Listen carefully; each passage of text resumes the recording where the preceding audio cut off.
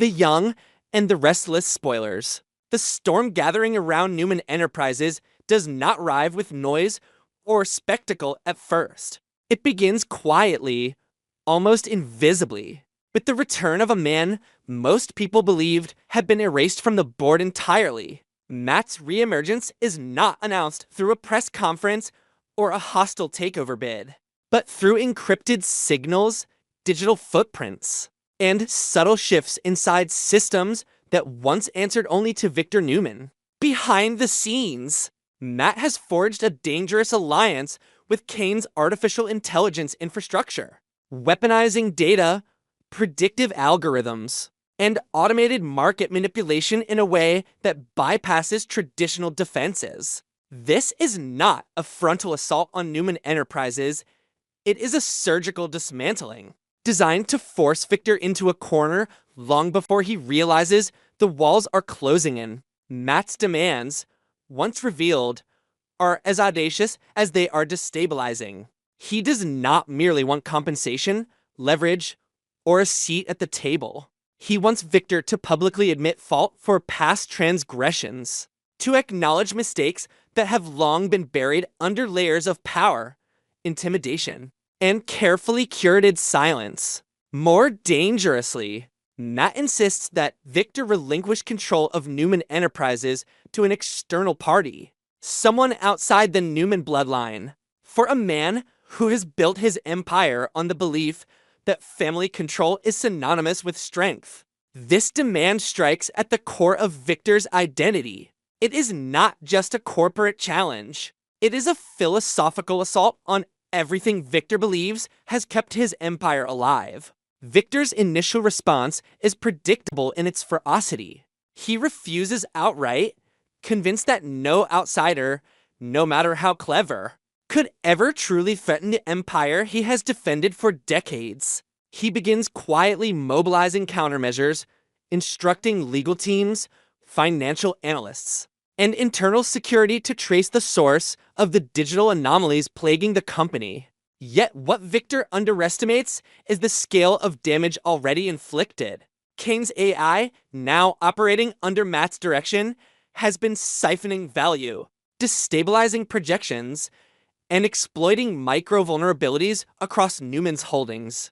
Entire portfolios have been quietly hollowed out, leaving the empire structurally weakened even as it appears intact on the surface. As Victor scrambles to contain the threat, Matt escalates with chilling precision. He begins leaking small, carefully curated secrets about the Newman family details that are not catastrophic on their own, but corrosive in their accumulation. Minor financial discrepancies, old internal disputes, ethically questionable decisions that were once dismissed as aggressive business tactics suddenly resurface in the public sphere. The media narrative shifts subtly at first, questioning transparency, accountability, and whether Newman Enterprises is still being led responsibly. These early leaks function exactly as Matt intends. They soften the ground, acclimating the public to the idea that the Newman legacy may not be as untouchable as it once seemed. Inside the family, the pressure fractures long-standing alliances. Victoria, ever pragmatic and deeply attuned to the realities of corporate warfare, argues for damage control, strategic compromise, and the possibility that conceding limited power might preserve the core of the empire. Adam, shaped by years of fighting for recognition and survival within the Newman hierarchy, sees Matt's demands as an unforgivable act of extortion and believes any concession would signal weakness that could never be undone. Their conflict is not merely about strategy. It reflects fundamentally different interpretations of what the Newman name should represent in a changing world. Victor, caught between them, finds himself facing an unfamiliar truth. His authority no longer guarantees unity. Then comes the moment Matt has been carefully orchestrating.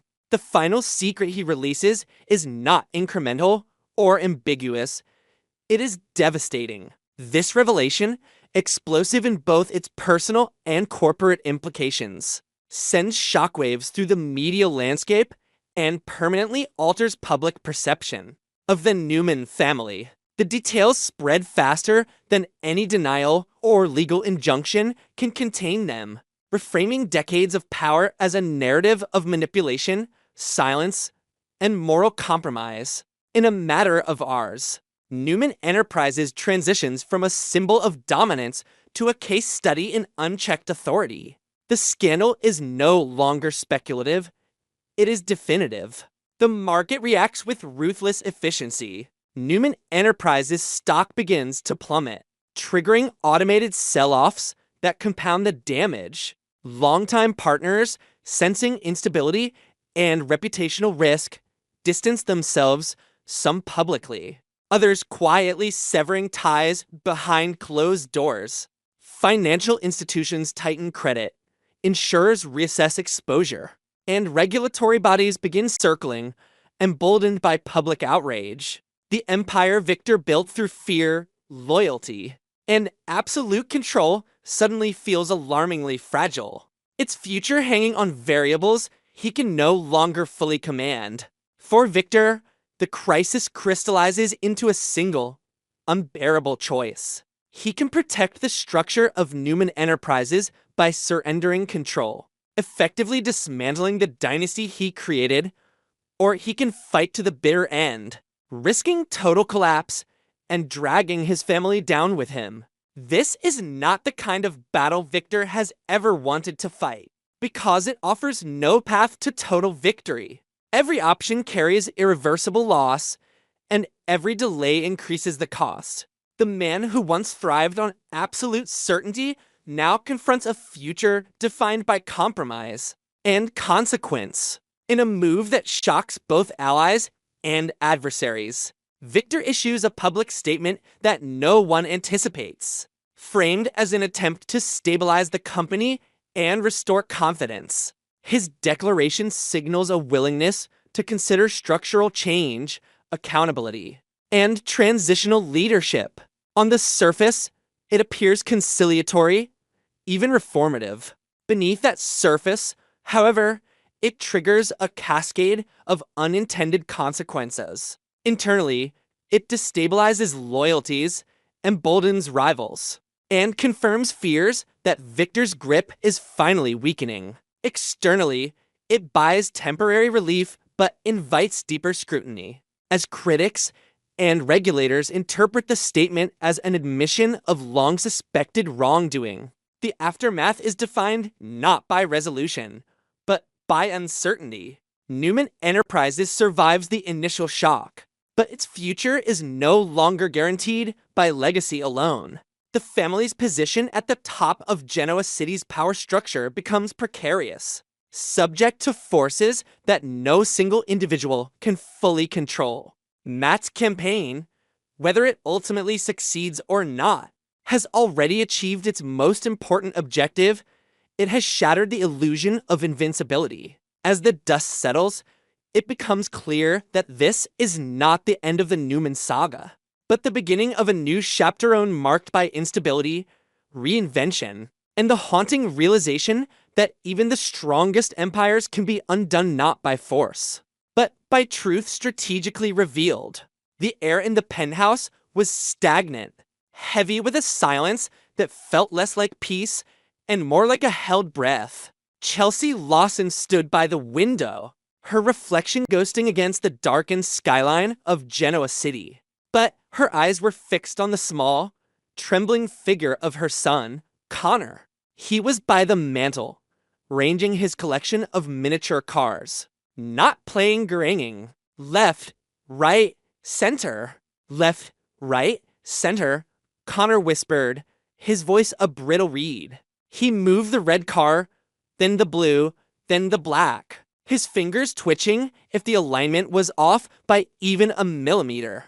Adam Newman leaned against the doorframe, his arms crossed.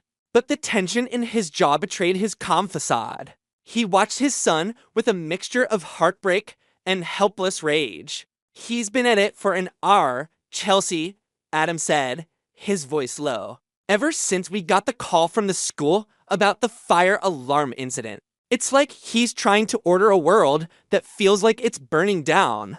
Chelsea turned, her eyes rimmed with red. The therapist said the shock of the alarmed chaos in the hallway triggered a regression. But this is different, Adam. He's not just counting. He's searching. She walked over to Connor, crouching slowly so as not to startle him. Connor, honey, it's time for bed. The cars are safe. Connor didn't look up. His breathing hitched, a small, sharp sound. Not safe. Not yet. 3 turns. 3 clicks. 3 shadows. He picked up the red car and tapped it against the marble hearth. Tap. Tap. Tap. Then he froze, eyes widening as if he'd heard a response no one else could hear. He's getting worse, Chelsea whispered, standing up and retreating to Adam's side. It's affecting everything. He won't eat unless the fork is placed exactly parallel to the knife. He won't cross the threshold of his room without tapping the frame 3 times. Adam, he's drowning. Adam stepped forward, his protective instincts warring with the fear of making it worse. We're going to fix this. We're doing the work. The exposure therapy, the medication. We just need time. Time is what we don't have, Chelsea snapped, her voice cracking. Look at him. He's trying to tell us something, or protect us from something. It's not just anxiety. It's fear. The next few days blurred into a suffocating routine of rituals. Breakfast was a minefield of geometry. The walk to the car was an agonizing procession of step counting. Connor's world had shrunk to a series of compulsive loops, and his parents were trapped inside with him. Desperate, Chelsea tried to intercept the behaviors. On Tuesday, when Connor began his ritual of locking and unlocking the patio door, she gently placed her hand over his. Connor, stop. Just breathe with me. Connor recoiled as if burned, his face pale. No, if I don't do it, the bad thing happens. The man in the wall wakes up. Chelsea froze. The man in the wall? Adam, who had been reviewing Newman Enterprises files on the sofa, looked up sharply. Connor, what do you mean? Is this a story? Connor shook his head violently, returning to the lock. Click, clack, click, not a story. The pattern keeps him asleep. Left, right, center. Adam exchanged a look with Chelsea, a shared current of alarm. They had assumed the bad thing was a generic anxiety, a nebulous fear of failure or abandonment. But a man in the wall was specific. It was vivid. I'm calling Dr. Alcott, Chelsea said, reaching for her phone. Wait, Adam said, standing up and walking over to the boy. He knelt, bringing himself to Connor's eye level. Connor, buddy, I need you to listen. Is this man real? Did you see someone? Connor didn't stop his ritual, but his whisper turned frantic. The vent. In the old gym. At school. I heard him. He was counting too. He said the numbers make the boom go away. The revelation hit Adam like a physical blow. The shocking event at the school hadn't just been a fire alarm. Connor had been in the old gymnasium wing under renovation. He heard something, Adam said, standing up, his eyes darkening with a familiar, dangerous resolve. This isn't just OCD, Chelsea. He's mimicking a trauma response. He heard someone else doing a ritual. Chelsea's hands trembled. You think he witnessed something, and he's repeating it. I think we need to pay closer attention to the pattern, Adam said. They spent the night watching their son not as worried parents, but as investigators decoding a cipher. They noticed the specific rhythm of his tapping, 3 fast to slow, 1 heavy thud. They noticed that he only did it near the ventilation grates in the penthouse. The breakthrough came 2 days later. Connor was in the living room, obsessively stacking coasters. He would stack 3, then knock them down, then slide a piece of paper under the rug. Over and over. Chelsea knelt by the rug after Connor had finally exhausted himself and fallen asleep on the sofa. She lifted the corner of the Persian carpet. Underneath, ranged in a perfect line, were three objects Connor had scavenged from around the house: a silver button, a twisted piece of copper wire, and a small, crumpled receipt. "Adam," she called out, her voice trembling. Adam came in from the kitchen. He looked at the objects: a button, wire, and a receipt from the hardware store. "No," Chelsea said, smoothing out the receipt. "Look at the back. It's not a receipt. It's a scrap of paper he must have found. It's old." Adam took the paper. On the back, in jagged, frantic handwriting, yet Connor swore a series of numbers. October 22nd, 45. "Basement. Don't let it stop." "This isn't Connor's writing," Adam said, his blood running cold. "Where did he get this?" "His pocket," Chelsea realized, horror dawning on her. "He must have picked it up in the gym. The day of the alarm. He's been carrying it around, trying to solve it because he thinks it's a rule he has to follow." The ritual wasn't just a symptom, it was a reenactment. Connor had found a message or a warning, and his OCD had latched onto it as a talisman of safety. The numbers, Adam muttered, pacing the room. October 22nd, 45. "It's a combination, or coordinates, or a date," Chelsea suggested. "No, it's a location," Adam said, his mind racing through the blueprints of the city he knew so well. "Basement. The old rec center near the school? Or..." He stopped.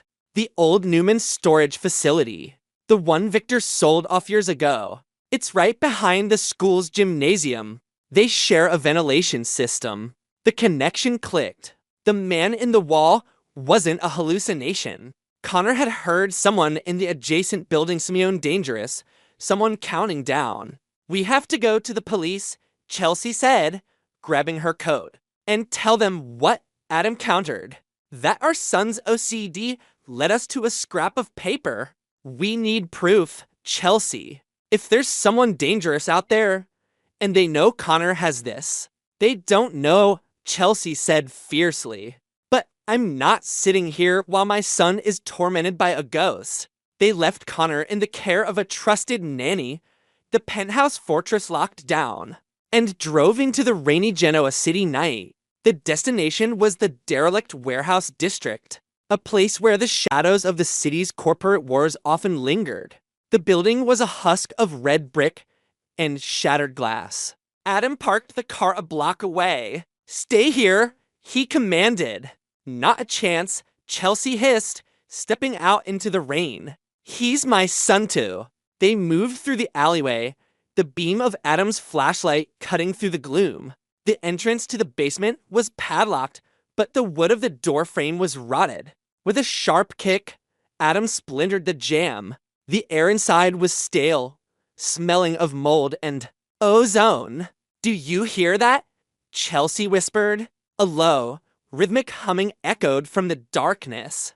Hum, click, hum, click. It was the same rhythm Connor had been tapping on the hearth. They descended the stairs, the darkness swallowing them. At the bottom, in a makeshift room illuminated by a single, flickering bulb, they found the source. It wasn't a bomb, and it wasn't a monster. It was a server farm.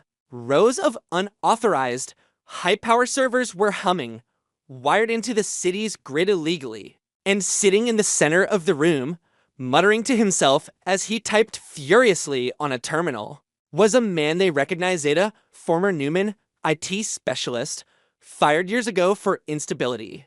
"Don't let it stop. Don't let it stop," the man muttered, rocking back and forth. "The sequence must hold."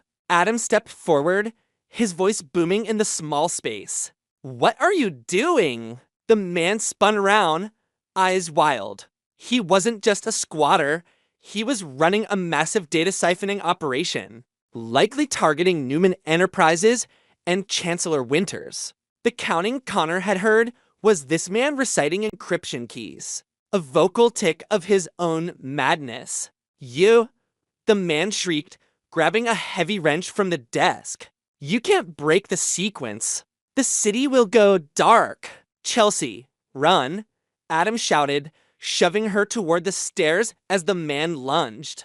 Adam grappled with the man, the two of them crashing into the server racks. Sparks showered down, igniting the oily rags scattered on the floor. The man was manic, possessed by the same compulsive drive that tormented Connor, but twisted into malice. Chelsea didn't run. She grabbed a fire extinguisher from the wall and swung it with all her might, slamming it into the man's shoulder. He crumpled, dropping the wrench. Tie him up, Chelsea panted, her hair plastered to her face. Use the wire. Sirens wailed in the distance. Edom had triggered the silent alarm on the way in. Later, outside the burning warehouse, the flashing lights of police cruisers painted the wet pavement in chaotic strokes of red and blue. Detective Chance Chancellor stood with them, taking notes, his expression grim. You two have a knack for finding trouble, Chance said, watching the paramedics load the sedated hacker into an ambulance. This guy has been siphoning data for months. He was planning a massive infrastructure hack. If you hadn't found him, it wasn't us, Chelsea said softly, leaning against Adam for support. It was Connor. He heard the pattern, Adam explained, through the vents at school. The guy was reciting his codes aloud. Connor's mind, it latched onto the rhythm. He was trying to solve the sequence to keep us safe. Chance nodded slowly. Your son is a hero, Adam. Make sure he knows that. The drive home was quiet, but the air felt lighter. When they entered the penthouse, Connor was awake, sitting on the rug. The cars were still lined up, but his hands were still. Chelsea dropped to her knees and pulled him into a hug, burying her face in his neck. It's over, baby. You did it. You stopped the bad thing. Connor pulled back, looking at Adam. The man in the wall? He's gone, Adam said, his voice thick with emotion. You found him, and the police took him away. You don't have to count anymore, Connor. The job is done. Connor looked at his cars. He reached out and picked up the red one. For a long moment, he hesitated. Then, with a slow, deliberate breath, he placed it down crooked. It wasn't perfect. It wasn't aligned. Okay, Connor whispered. It's okay. Adam and Chelsea sat on the floor with him, watching the imperfect line of cars. The OCD wasn't gonna throw to recovery would be long, and the scars of the trauma were deep. But for tonight, the ritual was broken. The fear had been given a name and taken away. Adam reached out and took Chelsea's hand, squeezing it tight. In the imperfect, messy silence of the room, they finally found a moment of peace.